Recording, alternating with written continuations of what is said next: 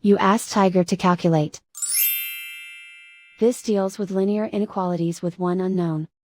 The final result is x plus 1 over x greater than 2. Let's solve it step by step. Group all constants on the right side of the inequality. Add 2 to both sides.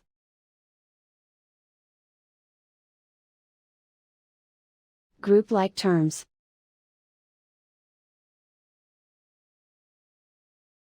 Simplify the arithmetic.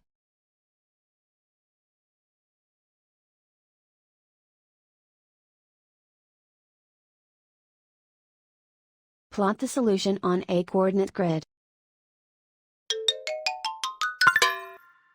And so the final result is x plus 1 over x greater than 2.